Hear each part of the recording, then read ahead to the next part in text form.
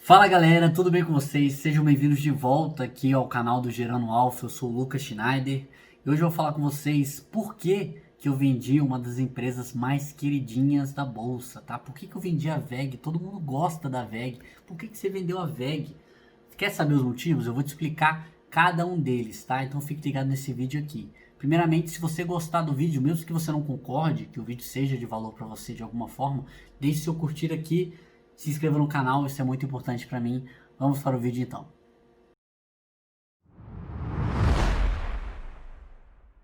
Primeira coisa, pessoal, que vocês precisam entender é um pouco da parte da minha estratégia, tá? Então, antes de eu falar o motivo pelo qual eu vendi a empresa, vocês precisam entender qual que é o meu objetivo ao comprar empresas na bolsa, tá? Então, basicamente, dois objetivos, tá? O primeiro deles é a renda passiva.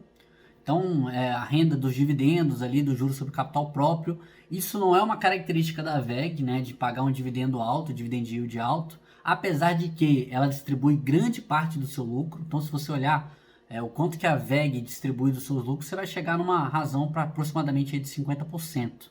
Então, é uma empresa que até distribui bastante o seu lucro.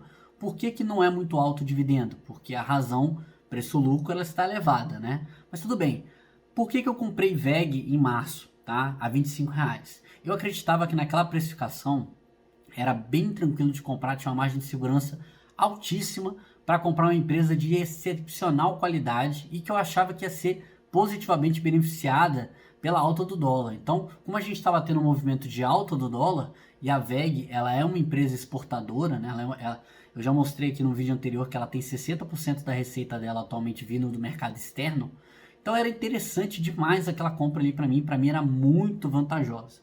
E a gente teve, pessoal, uma coisa bem interessante nesse ano, né, que a gente teve lá em março, um pessimismo exacerbado dos investidores, medo, pânico, e agora em julho a gente já começa a ver constantes sinais de otimismo, sinais de euforia, né, em alguns ativos principalmente. Então a gente tem muitos ativos que são, querendo ou não, as pessoas dizem que não, mas existe esse viés.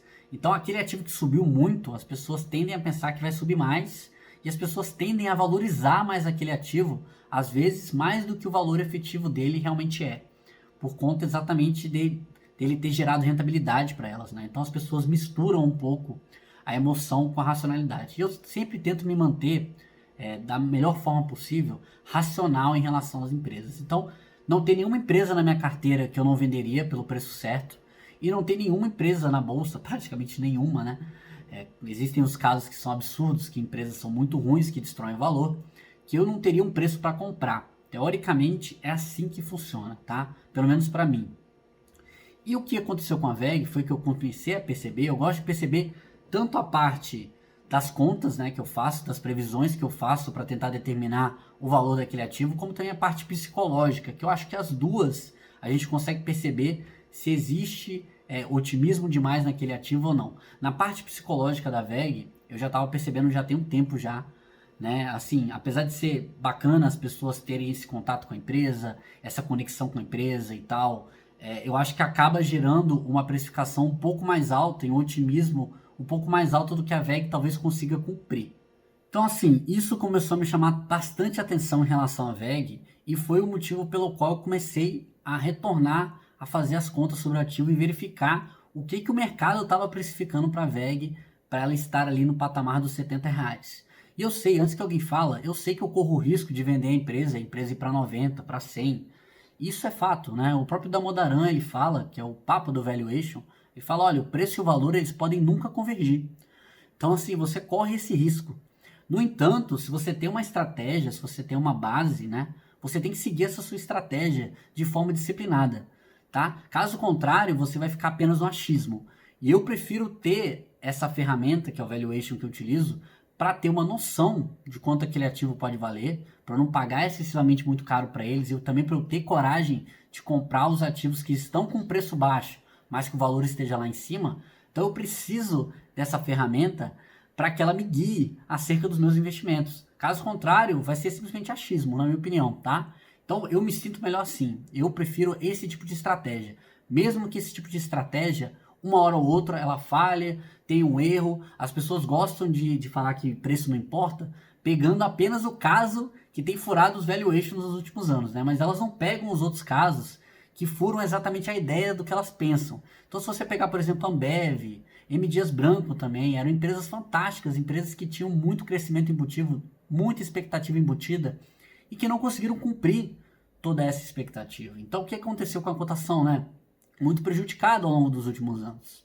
E aí você pode até falar, mas eu olho mais para o longo prazo. Cara, para mim, acima de 5 anos de investimento numa empresa é longo prazo sim. Tá? Se você tem que esperar 30 anos para uma empresa te retornar valor, provavelmente você não está acompanhando aquela empresa como você deveria. Na minha opinião, é assim, tá? Eu utilizo a estratégia dessa forma. Eu preciso ter algo para pelo menos me dar uma luz, pelo menos uma noção de quanto aquela empresa realmente pode valer. Eu não preciso acertar na mosca, não é esse o objetivo.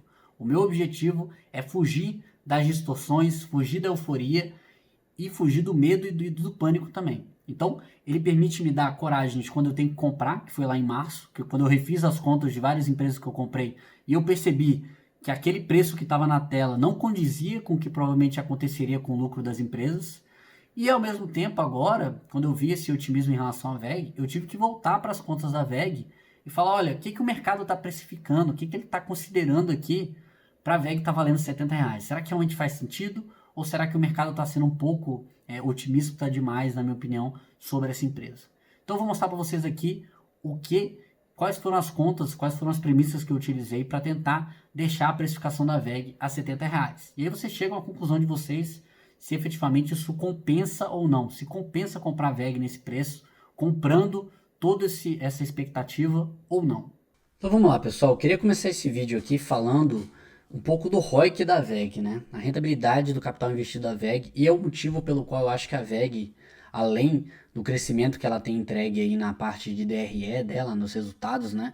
É um dos motivos pelo qual a VEG subiu tanto, né? Nos últimos anos aí, principalmente. Essa alta aí dela, recente, né? Foi por conta dela quebrar o recorde aqui do retorno sobre o capital investido dela, né? Então, nunca pensou-se que a VEG conseguiria ir acima de 20%.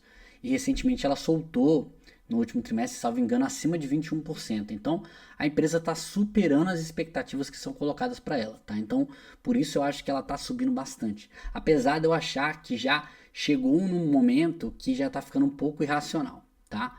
Olhando aqui o PL e o EV/EBITDA histórico da VEG, olhando aqui nos últimos 5 anos, tá? Então, tem muita gente que fala assim, PL acima de 20 é caro, o EV/EBITDA acima de 15 é caro. Não, coloca no contexto, tá? Coloca no contexto, entende melhor a empresa, para você verificar se realmente aquele PL faz sentido para aquele nível da empresa, né? Para aquela empresa entrega, ou se não faz. Então, uma empresa, por exemplo, como a VEG, com PL abaixo de 30, por exemplo, abaixo de 40, é excelente, porque historicamente a empresa ela tem entregue um PL médio de 30, um EV/EBITDA médio de 20, 25, sei lá. Só que quando ela chega no dobro desse EV/EBITDA, né, você está praticamente precificando o dobro do que estava aqui.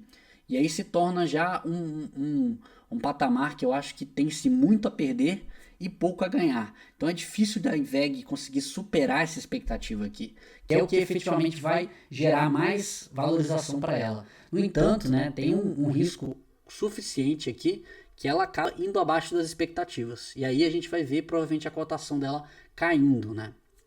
Então é difícil a VEG conseguir superar essa expectativa aqui, né? Então é um pouco daquela analogia que eu coloquei para vocês lá no Instagram e no Telegram, né? Quando você tem uma pessoa que está tirando notas muito boas, sempre se espera dela nota muito boa, uma hora ou outra pode ser que essa pessoa não consiga mais ir, né, além daquelas expectativas. Ela já está tirando um 9, já está tirando 9,5. Para ela tirar um 10 agora, ela vai ter que devorar o livro de cabo a rabo. Então é uma posição, quando eu tenho uma empresa que eu vejo que existe muito otimismo em relação à execução dela e que eu não vejo que o setor dela talvez permita tanto crescimento assim, ou pelo tamanho da empresa, enfim, eu sempre coloco num contexto, né?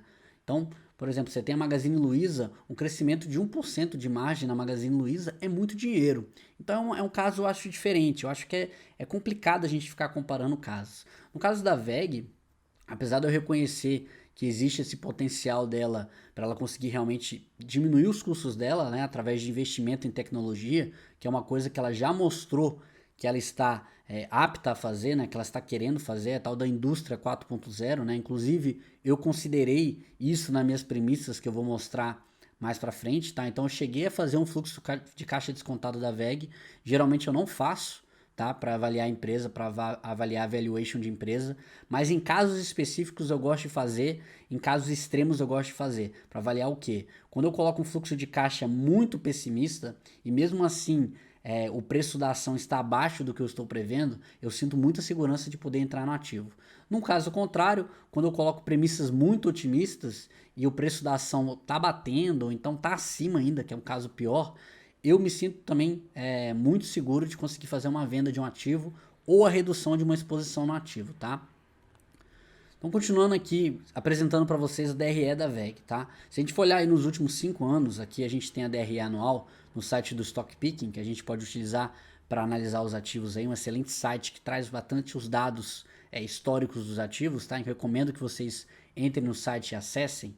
Se a gente olhar o CAGR aqui da VEG, né, do EBITDA da VEG, que é exatamente o lucro operacional da empresa, quanto que ele cresceu em média ao longo dos últimos anos, né, 12% ao ano, tá? A gente tem esse dado para a gente conseguir basear qual que seria um crescimento bom para a VEG. Então, um crescimento bom para a VEG, na minha opinião, seria em torno de 15%, 20% ao ano, seria um crescimento muito bom para a VEG. E exatamente essa premissa que eu vou utilizar quando eu for fazer o fluxo de caixa descontado da empresa, tá certo? Se você olhar as margens da VEG, para a gente conseguir determinar uma margem, para a gente colocar ali nas nossas premissas também, a gente vê que historicamente a margem líquida da VEG, ela vai em torno de 12%, tá? Recentemente teve uma alta aqui da margem líquida, mas é em torno de 12%. Às vezes mais, às vezes menos. Então, eu utilizei essa margem líquida inicial da VEG para fazer as minhas premissas também.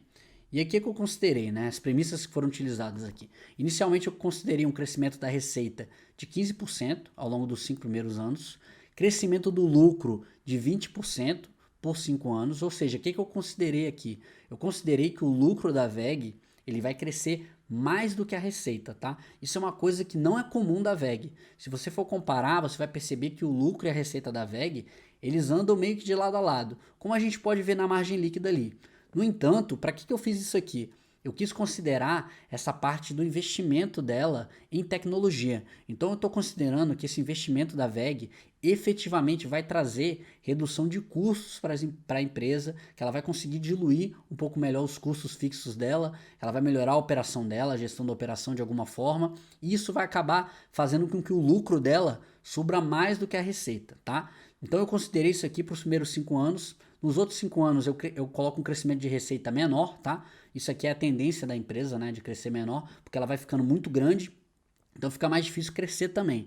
E o crescimento do lucro mantendo-se acima da receita, ou seja, a VEG, ao longo desses 10 anos que eu analisei, ela vai ganhando margem cada vez mais. Até que, né, na prática, o que isso significa? Que a VEG teria 50 bilhões de receita em 2030 e 10 bilhões de lucro operacional, aumentando sua margem gradativamente até chegar a 18,5%. Então, é um crescimento de praticamente 50 pontos percentuais de margem. É uma coisa bem ousada, uma meta bem ousada para a VEG, mesmo que ela consiga aplicar toda essa tecnologia, é uma coisa que eu acho que vai ser difícil dela conseguir chegar, tá? Então eu coloquei premissas aqui bem otimistas, tá? Bem acima do que eu acho que seria razoável se eu fosse avaliar a VEG, tá? Exatamente para chegar nesse ponto que eu falasse, olha, tá difícil manter esse ativo nesse preço aqui. Depois disso eu considerei um crescimento de 7% na perpetuidade. Então, a partir de 2030 eu considero que a empresa vai crescer 7% até o fim dos tempos, né? E uma taxa de desconto eu considerei aqui 11%, que é uma taxa muito baixa, tá? Historicamente eu não utilizo muito taxa de desconto perto de 10%, eu utilizo mais perto de 15% para a maioria das empresas que eu vou avaliar. Então a gente coloca ainda uma taxa de desconto bem baixa aqui para favorecer o preço justo da VEG. E o preço justo que eu cheguei no meu fluxo de caixa descontado, na minha planilha, foi de R$70. Então eu fiz, na verdade, um esquema aqui que eu chegasse no preço justo da empresa para eu ver o que o mercado está precificando em relação a essa empresa para os próximos anos. Então, para vocês terem noção, a VEG atualmente, salvo engano, ela tem 14 bilhões de receita e 2 bilhões de lucro operacional. O que eu estou prevendo aqui é que a VEG ela vai triplicar a receita dela em 10 anos, uma coisa que ela não fez no passado, em tamanho menor, tá? e ela vai quintuplicar o lucro dela em 10 anos. Uma coisa que ela também nunca chegou perto de fazer, por mais que seja VEG e tudo mais, ela nunca conseguiu fazer isso aqui, ainda mais com uma margem tão grande, né? Então, eu realmente estou sendo muito otimista nessa previsão aqui da VEG. E vocês veem que o preço justo é exatamente o preço que ela está sendo negociada agora. Então, na minha opinião, quando eu vi isso aqui, eu falei, cara, isso aqui é muito difícil de acontecer, e na minha opinião é uma situação que eu gosto de chamar de assimetria negativa, né? Quando você tem muito a perder e pouquíssimo a ganhar, caso a empresa realmente consiga esses números aqui. Então, se ela conseguir esses números aqui, que são fantásticos, a empresa vai continuar negociando ao preço justo de R$ 70.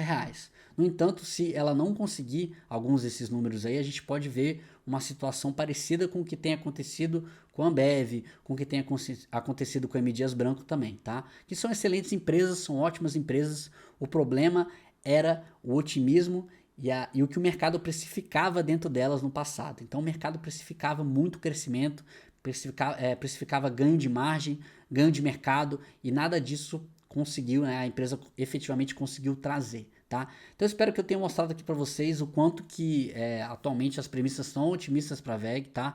Eu não quero, meu intuito nesse vídeo não foi mostrar para ninguém, convencer você a vender ou comprar o ativo da VEG de forma alguma, tá? É apenas mostrar um pouco do meu racional por trás desse ativo por agora. E pode ser que o preço da VEG, né, ele continue subindo? Pode ser que sim. É igual o Damodaran fala, é comum que o preço e o valor eles demorem muito tempo para convergir. Mas eu acredito que mais cedo ou mais tarde o valor da empresa ele tem que ser remunerado de volta para quem está investindo nela. Tá? Então ao invés de comprar uma VEG a R$ 70, eu prefiro comprar outras empresas que eu acho que tem uma chance melhor de remunerar esse meu capital. Então eu sempre estou olhando isso, tá? Onde que eu posso colocar meu capital para que ele me remunere de forma mais eficiente, tá? Espero que vocês tenham gostado do vídeo. Se você gostou do vídeo, deixe seu like aqui embaixo, se inscreva no canal, isso é muito importante para mim. Boa noite para vocês aí, bons investimentos a todos.